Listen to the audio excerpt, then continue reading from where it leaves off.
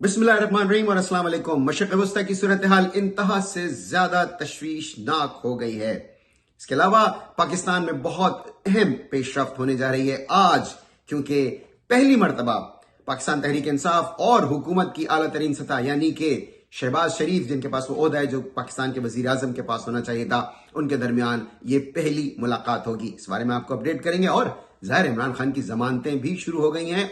इसके साथ ही डॉक्टर्स ने उनका जो मुआयना किया था उस पर उन्होंने रिपोर्ट जारी की है, वो भी आपसे शेयर करेंगे। लेकिन आप हमारा चैनल शेयर कीजिए और उसे सब्सक्राइब भी कर लीजिए, लाइक भी कर लीजिए।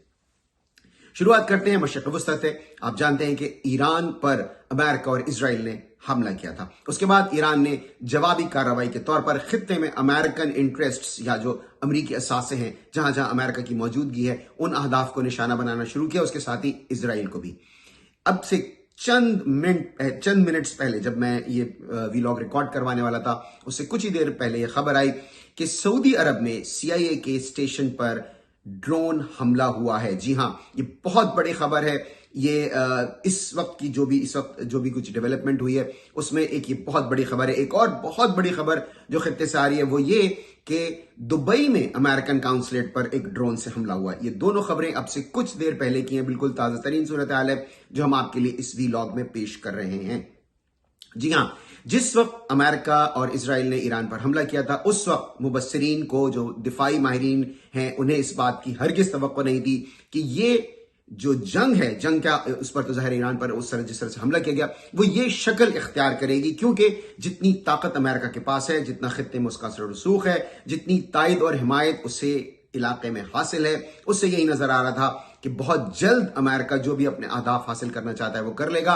और जाहिर उसमें कि रजीम चेंज शामिल था। लेकिन इस वक्त की सूरत हाल यह है कि ऐसा बिल्कुल नहीं नजर आ रहा। माहिरीन ये कह रहे हैं कि ईरान ने दुनिया को हैरत ज़दा कर दिया है। जी हां बॉस, दुनिया ने ईरान को हैरत में डाल दिया जिस तरह से ईरान ने फाइट बैक किया है।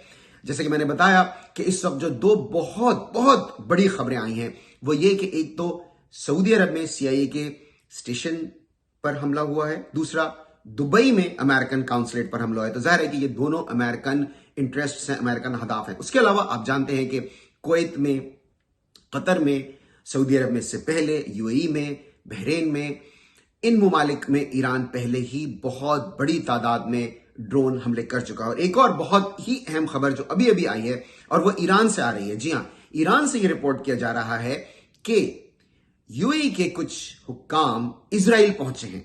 जी हां, यानी जहां पर दुबई है, UAE अबू धाबी जिनका कैपिटल है, वहां के कुछ हुक्काम इजराइल पहुंचे हैं और वो अब इजराइल से कह रहे हैं कि आप हमले रोक दीजिए, क्योंकि ईरान जो जवाबी हमले कर रहा है उससे सऊदी अरब, दुबई, कतर, कुवैत और ज़ाहिर अमान और जो वो है बहरीन, सबसे ज्यादा बहरीन की हालत तो बहुत ही खराब है। वहां तो तकरीबन लोग कह रहे हैं कि बगावत हो गई है।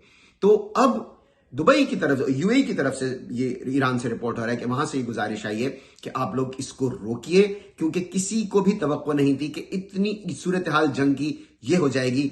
प्रेसिडेंट ट्रंप ने कल व्हाइट हाउस में जर्मन चांसलर से मुलाकात की और उसके बाद उन्होंने अखबारी नुमाइंदों से बात की। उससे पहले भी प्रेसिडेंट ट्रंप ये कह चुके हैं कि बहुत जल्द अमेरिका अपने अहदाफ इस जंग में हासिल कर लेगा। उन्होंने जाहिर अपनी आर्मी की, अपनी मिलिट्री की उन्होंने तारीफ की। उन्होंने कहा कि हमारे पास बहुत ताकत है, तारीख में, इंसानी तारीख में किसी के पास इतनी ताकत नहीं आई, इसलिए हम बहुत जल्द अपने अहदाफ हासिल कर लेंगे। लेकिन इस वक्त की जो सूरत हाल है, जाहिर है कि वो बहुत ही मुख्तलिफ है। चक शूमर, जो कि यहां पर ऑपोजिशन लीडर है सेनेट में, वो अभी एक ब्रीफिंग में गए थे। उन्होंने कहा वो क्लासिफाइड ब्रीफिंग में गए थे। वो गए जब ब्रीफिंग में और जब वापस आए तो उन्होंने जो मीडिया से बात की, उन्होंने कहा कि उन्हें बहुत शदीद परेशानी लाहक है, वो हरगिज मुतमईन नहीं है इस वक्त की जो सूरत हाल है। जाहिर है वो ऑपोजिशन लीडर हैं, वो तनकीद कर रहे हैं। इसके अलावा बहुत से लोग हैं जो कि इस जंगी हिकमत अमली पर बहुत ज्यादा तनकीद कर रहे हैं, वो बहुत बड़े नाकदीन हैं। अभी एक मैं कमेंटेटर को सुन रहा था, वही कह रहे थे कि अमेरिका ये समझ रहा था कि जब वो हमला करेंगे तो लोग निकल आएंगे ईरान की हुकूमत के खिलाफ। लोग, उन्होंने कहा, सड़कों पे निकले तो प्रेसिडेंट ट्रंप ईरान के लोगों को सड़कों पे निकालने में कामयाब तो रहे, लेकिन फॉर अ रॉन्ग रीजन, क्योंकि लोग, उनका ये कहना है कि ईरानी कौम अपने मुल्क की तायद और हिमायत में निकल आई है। अगर हम इसको वॉर के पॉइंट ऑफ व्यू से देखें, जंग के पॉइंट ऑफ व्यू से देखें, तो वो भी मैं यहां अमेरिकन एनालिस्ट को सुन रहा था। और जाहिर है कि चूंकि हम शो यहां से करते हैं वाशिंगटन से, तो बहुत सी ऐसी चीजें हैं जो पाकिस्तान में नाजरीन को मैं बता दूं, जो हम यहां पे ऑब्जर्व करते हैं, मॉनिटर करते हैं। एक तो ये कि जो ईरान जिस तरह से ड्रोन्स फायर कर रहा है, ईरान जिस तरह से मिसाइल्स फायर कर रहा है, उसकी अगर हम कॉस्ट देखें तो ईरान का जो एक ड्रोन है वो 20,000 से $50,000 के दरमियान उस पर खर्चा है, और उनका जो एक मिसाइल है उस पर भी $1,00,000 के से ज्यादा खर्चा नहीं आता। जबकि उसे इंटरसेप्ट करने के लिए जो अमेरिकन जो इस्तेमाल होते हैं, रॉकेट्स और जो इंटरसेप्टर्स इस्तेमाल होते हैं, वो शुरू ही $1 मिलियन से होते हैं। जाहिर है अमेरिका बहुत बड़ी ताकत है फाइनेंशियली भी ईरान के मुकाबले में, लेकिन जो इस वॉर की कॉस्ट है, अभी थोड़ी देर पहले मैं एक एनालिस्ट को सुन रहा था, उन्होंने कहा कि $100 बिलियन, जी हां बॉस, $100 अरब, उन्होंने कहा सिर्फ अमेरिका के इस कॉस्ट में एक हफ्ते के अंदर लगने का है। और जो गल्फ कंट्रीज हैं, जिनकी की जाहिर तेल की सप्लाई बहुत ज्यादा मुतासिर हुई है, वहां पर टूरिज्म मुतासिर हुआ है, फ्लाइट ऑपरेशन बुरी तरह से हर्ट हुआ है, पूरी जिंदगी वहां पर मुअत्तल होकर रह गई है, $100 बिलियन वहां भी लगाई है। तो उन्होंने कहा कि इस जंग में सिर्फ एक हफ्ते के दौरान $200 अरब का नुकसान इस तरफ, यानी जो हमला जैसे अमेरिका ने किया इसराइल के साथ मिलकर, और चूंकि गल्फ कंट्रीज जाहिर उनके इत्तेहादी हैं, सिर्फ उनके नुकसान की बात हुई है। ईरान के बारे में जाहिर है वहां पर जानी नुकसान बहुत बड़ी तादाद में हुआ है। 700 अफराद के अब तक हलाकतों की इत्तला है, जो कि बहुत बड़ा जानी नुकसान है। 9 लोगों के इसराइल में मरने की है, 6 के करीब अमेरिकन डेथ्स हैं, और लबनान में भी कुछ हलाकतें हुई हैं 40 के करीब, क्योंकि वहां पर भी इसराइल ने ऑपरेशन शुरू किया था। अब तक जो जंग की सूरत हाल है उसमें जो दिफाई मुबस्सिरीन है वो ये कह रहे हैं कि ईरान ने सरप्राइज कर दिया है, किसी को ये तवक्को नहीं थी, और अगर ये जंग कुछ अरसे और चलती रही तो अमेरिका के लिए मुश्किलात। उन्होंने ये कहा, दिफाई मुबस्सिरीन का कहना है कि हो सकता है अमेरिका को अपने ट्रूप्स ईरान भेजने पर भी गौर करना पड़े। इनके जो वजीर दिफा हैं पीट हेग्सेट, उनसे सवाल किया गया कि क्या अमेरिकन फौजी ईरान जाएंगे। उन्होंने पहले तो कहा कि नहीं, लेकिन उन्होंने यह भी कहा कि हम इस वक्त कोई ऐसी बात नहीं कर सकते जिससे कि अंदाजा हो कि हम आगे क्या करने वाले हैं। कुछ मुबस्सिरीन कह रहे हैं कि अगर अमेरिका रिजीम चेंज करना चाहता था महज मिलिट्री ऑपरेशन के जरिए, महज फिजाई हमलों के जरिए, उसमें बज़ाहिर अभी तक कामयाबी चूंकि नजर नहीं आई है, तो कोई बईद नहीं है कि अगले मरहले में अमेरिका को यह कदम भी उठाना पड़े। और जाहिर है कि इराक और अफगानिस्तान का जो तजुर्बा हमारे सामने है, ये बहुत ही दुश्वार फैसला होगा, इसलिए इस बारे में भी कुछ वसूख से नहीं कहा जा सकता। लेकिन जो अमेरिका के वजीर दिफा हैं, उनके बयान से लोग इस तरह के नताइज अख्ज़ कर रहे हैं। साथ ही ईरान में बहुत शदीद झटके महसूस हुए। अच्छा, अब इसमें फौरी तौर पर लोगों ने यह नतीजा अख्ज़ किया कि वहां पर ईरान के पास कोई न्यूक्लियर अपना उसने टेस्ट कर लिया है, लेकिन साथ ही साथ ये इत्तलात भी आई कि वहां पर 4 पॉइंट सम मैग्नीट्यूड का कोई जलजला आया है। तस्दीक नहीं हो सकी है, दोनों बातें सोशल मीडिया पर चल रही है। कुछ लोग कह रहे हैं कि ईरान ने टेस्ट कर लिया है, लेकिन जाहिर सोशल मीडिया पर यह भी है कि नहीं, वहां पर जलजला आया है। तो सूरत हाल बहुत ही फ्लूइड है अभी तक। जैसे कि मैंने आपसे कहा कि हम जब ऑन एयर जा रहे थे, जब मैं ये शो की रिकॉर्डिंग शुरू करने वाला था, उस वक्त ये पता चला 2 अहम खबरें जो मैंने टॉप ऑफ द शो आपको बता दी कि सऊदी अरब में CIA स्टेशन पर हमला और दुबई में अमेरिकन काउंसलेट पर हमला। पाकिस्तान की बात करते हैं, बहुत अहम दिन है जिस वक्त मैं आपसे बात कर रहा हूं। अब से महज चंद घंटे बाद दिन के यानी सुबह के 11:30 बजे करीब शहबाज शरीफ, वो साहब जिनके पास इस वक्त ओहदा है जो पाकिस्तान के वजीर आजम के पास होना चाहिए, और पाकिस्तान तहरीक इंसाफ, और जाहिर है कि इस वक्त जो तहरीक तहफ़्फ़ुज़ आईन पाकिस्तान है, जैसे कि महमूद खान अचकज़ई हैं, अल्लामा राजा नासिर अब्बास हैं, ये लोग हैं, इन लोगों की मुलाकात होनी है।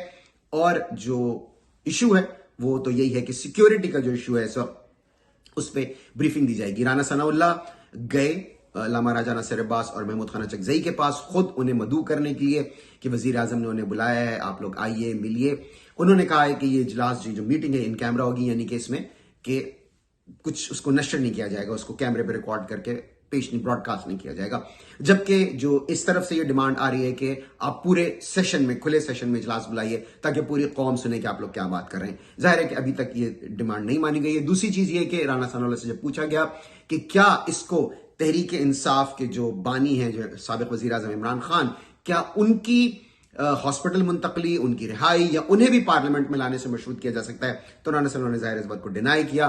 उन्होंने कहा कि देखें, इस वक्त जो मुल्क की सूरत हाल है, हमें सिर्फ मिल बैठने की जरूरत है, ना उस तरफ से कोई डिमांड आई है, ना हम इस वक्त सोच रहे हैं कि हम ऐसी किसी डिमांड को कोई अकोमोडेट करने की कोशिश करेंगे। तो लेकिन जाहिर है इस वक्त सबसे अहम बात यह है कि जब उनकी मुलाकात होगी, तो जब ये पहला फेस टू फेस होगा, तो उसमें जाहिर है कि कोशिश इनकी होगी कि इमरान खान के मुतालिक कुछ ये बात करें। इमरान खान के लिए इस दौरान अच्छी खबरें आई हैं, उनकी सेहत के हवाले से भी और जो उनके केसेस उस हवाले से भी। मैं आपको बता दूं कि कल 6 केसेस में इमरान खान की जमानत मंजूर हुई। मैं आपको उन केसेस की तफसील बता देता हूं। इसमें तोशाखाना है, जो कि जाली रसीद के मुकदमात हैं, इल्जाम तराशी, जो कि उन्होंने उन पर यह इल्जाम है कि उन्होंने अपने ट्विटर अकाउंट के जरिए फौज पर इल्जाम तराशी की, उस केस में उनकी जमानत मंजूर हो गई है। बाकी 3 केसेस हैं जो कि 9 मई से मुतालिक अलग अलग तरह के केसेस हैं कि मतलब उन पर कोई इक़दाम कत्ल का केस डाला हुआ है, उन पर कोई हंगामा आराई का केस डाला हुआ है, और तोशाखाना का, जैसे जाहिर है कि मैंने बता ही दिया है, अलकादिर ट्रस्ट का भी केस है। अच्छा, और ये तो जमानतें मंजूर हो गई हैं। 11 तारीख को अलकादिर, जैसे कि मैंने कहा कि उसके लिए जो है वो उसकी हेयरिंग होगी, और उससे भी अहम बात 10 तारीख को, जी हाँ 10 तारीख को, आज जो कल जो इमरान खान के लिए वो जो हॉस्पिटल उनको मुंतकिल करने का था, उस पे 10 तारीख को हुकूमत से जवाब तलब कर लिया अदालत ने। तो जैसे कि मैंने कहा कि हवाओं का रुख कुछ इस तरह का है कि जिससे लग रहा है कि आने वाले दिनों में इमरान खान के लिए कुछ आसानियां पैदा हो सकती हैं। इसी दौरान एक चीज जो कि इमरान खान का मुआयना किया डॉक्टर्स ने जेल में। आपको याद होगा मैंने कल के शो में कहा था कि मुलाकात का इम्कान कम है, लेकिन इमरान खान के डॉक्टर्स को यकीनन उन तक रसाई दी जाएगी। और जैसे कि फैमिली की डिमांड थी, जाहिर वो तो शौकत खानम का कह रहे थे, शौकत खानम की तो नहीं, लेकिन शिफा इंटरनेशनल के एक डॉक्टर शामिल थे। वो 2 डॉक्टर्स जो गए, मैं आपको बता देता हूं उन दोनों डॉक्टर्स के नाम मैं आपको बता देता हूं। उनके नाम हैं प्रोफेसर नदीम कुरैशी और प्रोफेसर आरिफ खान। अच्छा जी, अब इन्होंने जो इमरान खान का चेकअप करने के बाद इन्होंने जो बयान जारी किया है, जो स्टेटमेंट जारी हुआ, मैं आपको बता देता हूं। डॉक्टर्स ने बानी पीटीआई की आंखों की बसारत चेक की। मेडिकल बोर्ड के मुताबिक बानी पीटीआई की बसारत में नुमाया बेहतरी आई, यानी इमरान खान की जो आईसाइट है, उनका जो विजन है, वो इंप्रूव हुआ है। जी हाँ बॉस, ये कह रहे हैं ये लोग। उन्होंने कहा कि इलाज के इस मरहले पर बानी पीटीआई की बीनाई खासी हद तक तसल्ली बख्श है, which is really good news. बहुत अच्छी बात है। उनकी बीनाई अगर जैसे जो शुरू में तो लोग कह रहे थे इररिपेयरेबल डैमेज हो गया है, इररिपेयरेबल डैमेज, जो कि बहुत बुरी बात होती।